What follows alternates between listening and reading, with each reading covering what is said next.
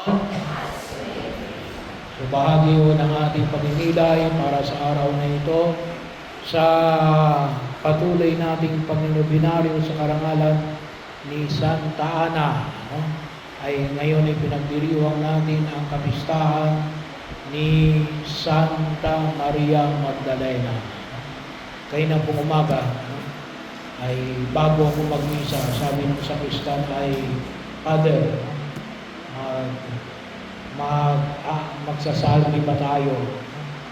Sabi ko ay, ang piyesta ngayon ay Maria Magdalena. Baka akala niya, ay ang mahal na Birhen Maria. Hindi ho. Magkasama lang sila.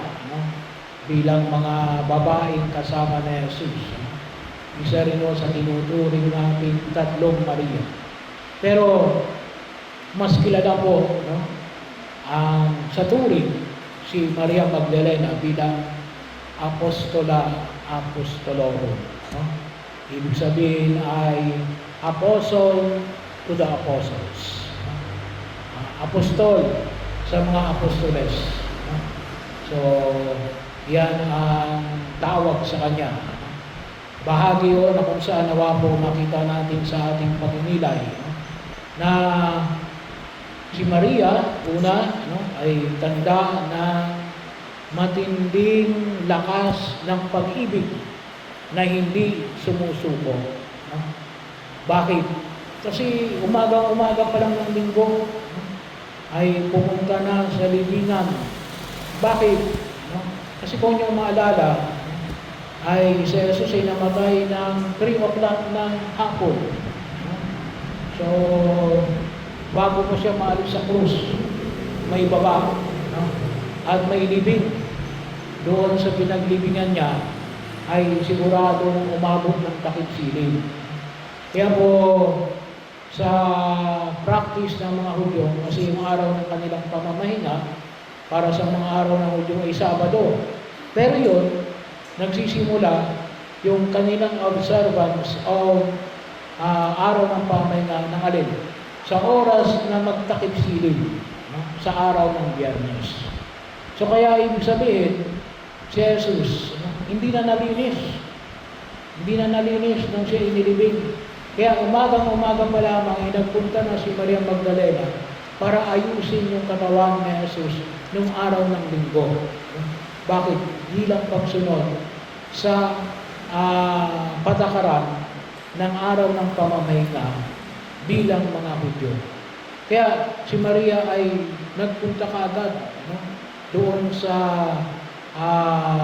libingan. Kaya lang, nung nakita niya yung libingan na alin, wala na yung takip, nakaurong na. Kaya nung sabi dito sa Ebanghelyo natin, ay siya ay pumunta kay Pedro at sa minamahal na alagad ni Jesus. Sino yung minamahal na alagad ni Jesus? Sino po? Kilala niyo yung minamahal na alagad ni Jesus? Yung term na ginagamit, beloved disciple. Kilala niyo? Ha? Si Simon Pedro. Binanggit niya yung pangalang Pedro eh. Kay Pedro at sa minamahal na alagad ni Jesus. Yung pong minamahal na alagad ni Jesus o beloved disciple ay yung mismo may akdari ng Ebanghelyo natin ngayon sa araw na ito. Si Apostol San Juan. So kapag narinig ninyo yung minamahal na alagad ni Jesus, beloved disciples, yun ay si San Juan. Yun ang tawag niya sa kanyang sarili kasi siya yung sumulat ng Ebanghelyo natin ngayon sa araw na ito. So San Juan, Apostol. At sa same time, San Juan Evangelista. Kaya lang, bumalik si Maria Magdalena doon sa libingan. Bakit? Kasi gusto niyang makita si Jesus. Kaya tinanong niya mismo. Yung nakita niyang dalawang anghel. Sabi niya ay umiiyak. Tinatanong siya, ba't ka umiiyak? Sinong hinahanap mo? Anong sabi ni Maria? Sinabihan niyang bahagi o ng kung saan ay makita o natin. Baka itinago siya. Tinago yung bangkay. Pero ganoon yung pag-ibig. Ganon yung pagmamahal ni Maria. Kaya nga po, sabi nga po natin, ay napakahalaga ay yung lakas na kinakailangan nating harapin, lalong-lalo na sa mga hamon na pinamamanig natin sa daigdig na ito, na nawa matikip din tayo ng pag-ibig. Katulad ni Maria Magdalena at gayon din naman yung ating patron Santa Ana. Sapagkat sabi nga po natin, at sabi rin ni San Pablo sa kanyang sulat sa mga taga-Corinto, yung mga tunay na nagmamahal, yan ay walang puwang ang takot. Pangalawa, bahagi rin yung nakita natin yung alin, yung nakilala ni Maria sa Jesus. Kasi hindi niya nakilala sa Jesus. Ang tinanong niya yung sa Jesus na alin, baka akala niya ay ito yung nag-aalaga ng halamanan doon sa paligid. Pero nung tinawag siya sa kanyang pangalan, nakilala niya si Jesus. So, bahagi ho na kung saan ay makita natin napakahalaga yung pagkakilala. At doon din natin makikita yung ating Panginoong Jesucristo. At pangatlo, nakita natin yung rin, yung salitang, sabi ko natin, apostle to the apostles. Kasi bakit? Kasi yung ibig sabihin ng apostol is rin, the one who is sinugo. Sinugo si Maria Magdalena. Saan sa sinugo? Sabihin mo sa mga alagad na alin, na ako ay muling nabuhay. So siya ang unang pinagkitaan ng Kristong muling nabuhay. At yun yung utos sa kanya. Ituro mo, sabihin mo sa mga alagad na ako ay muling nabuhay. Maliban na nagpakita si Jesus sa kanyang mga alagad, pero sa unang pagkilala niya, sinusugo niya si Maria. So ano yung hamon na makita natin sa mga yugto na ito ng Ebanghelyo? Una, makita natin yung pagkilos natin. Huwag tayong matakot sa dilim. Kasi, sabi nga ay madilim-dilim pa. Si Maria ay pumunta sa libingan. Huwag tayong matakot sa dilim. Huwag tayong matakot sa Ebanghelyo natin na nakaraang linggo. Ano yung Ebanghelyo natin nakaraang linggo? May mga damo sa gitna ng mga trigo. Huwag tayong matakot sa masamang tao. Huwag tayong matakot sa problema. Huwag tayong matakot sa pagkilos natin sa daigdig na ito. So, paano? Kinakailangan makita natin yung alin. Yung pagkilos na alin, na tayo rin nawa ay mapuno ng pag-ibig. So, pagkakataon, si Maria, nakita niya yung kanyang pag-ibig. Bakit? Kasi siya ay unang minahal na Jesus. Nakita niya yung pagpapatawad sa kanya ng Panginoon sa gitna ng kanyang kahinaan at kakulangan. Sana rin po maramdaman natin yung pag-ibig ng Diyos. Kaya siya ay nagpakamatay sa krus. Doon tayo kukuha ng lakas ng pagkilos natin sa mundong ginagalawan natin.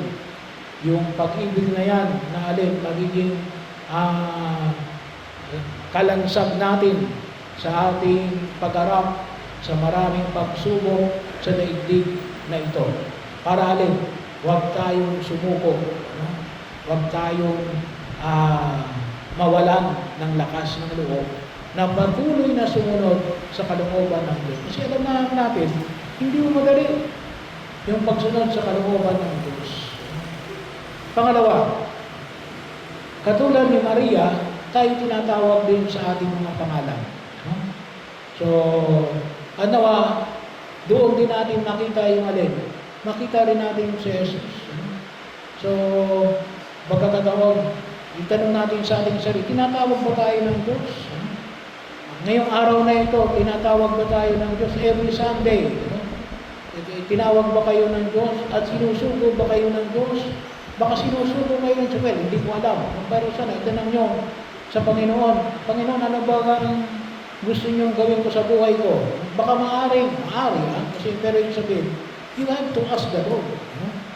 So, Sana masabi ninyo na, nagsimba ako ngayon at nakita ko ang Panginoon. At hindi lang basta nakita ko ang Panginoon, may sinugo siya sa akin. Anong sinugo niya? Maaring patawarin mo yung taong nagkasala sa iyo, maaring magbayad ka ng utang, maaring ikaw ay dalawin mo yung kapatid mo na may sakit, no? O maaring pagkakataon na kung saan ay tulungan mo yung mga kaibigan mo na humihingi ng tulong sa iyo, no? Pero bahagi yun. Sana may tanong natin sa ating sarili, no? Sinusugo din ba ako ng Diyos? No? Katulad ni Maria. At pangatlo, ang hamon na alin?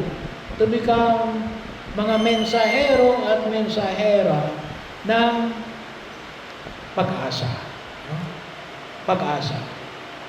Messenger of the risen Christ. Bakit? Nakita natin ang Panginoon no? Yung maraming mga mensahero at mensahera. Kaya lang, sabi nga natin, messenger of doom, ano? Messenger of bad news. Ano? Sana tayo din, messenger of good news. Kailan natin nasabi, kayo, mga magulang, sa inyong mga anak, no? Palagi nyo siguro sinasabihin niya, mali yan, mali. No? Tama rin naman yun, sinasabihin yung mali. Pero, kapag may ginawa ba yung inyong anak at yung mga tao na sa paligid ninyo, tinatapik nyo ba sa palikap? No? Oh, good job, good job. No? Maganda yung ginawa mo. No? Pagpatuloy mo. No?